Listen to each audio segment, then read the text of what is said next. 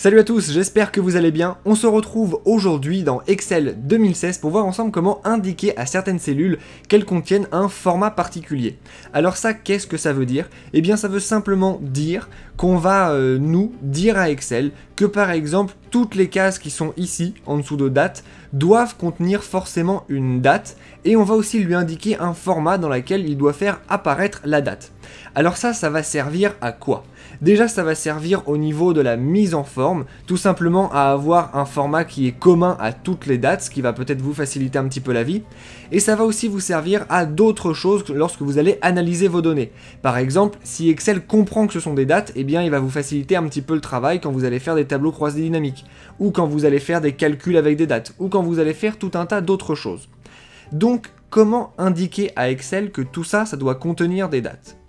Eh bien, on va commencer par sélectionner notre colonne, puisque c'est toute la colonne qui doit contenir des dates, à part évidemment le titre d'en-tête, mais c'est pas grave, ça, on y reviendra après. On va commencer nous par sélectionner notre colonne, comme je l'ai dit, parce que c'est celle-là qu'on va modifier. Puis on va se rendre dans l'onglet Accueil de notre ruban, juste ici, et là, on a l'endroit qui nous sert à définir le format. C'est pas un format standard, nous, qu'on veut, c'est un format de date. Donc on va ouvrir le volet déroulant et on va sélectionner par exemple date courte plutôt que date longue. J'ai sélectionné ça et là vous voyez que j'ai bien date qui s'affiche ici.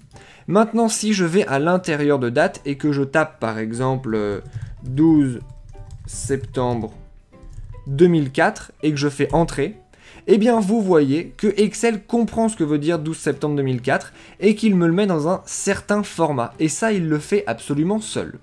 Alors on avait dit qu'on avait quand même un petit problème avec notre en-tête, vu que notre en-tête il allait aussi apparaître sous le terme de date, donc ça on va simplement le modifier maintenant pour remettre général ou même pour remettre texte puisque c'est du texte.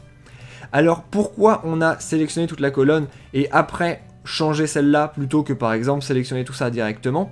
Eh bien c'est tout simplement parce que maintenant quand on va ajouter de nouvelles lignes à l'intérieur de notre tableau, Excel va comprendre que cette nouvelle ligne eh bien, doit contenir une date dans sa première colonne. Voilà pourquoi on a fait ça dans ce sens-là et pas dans l'autre sens.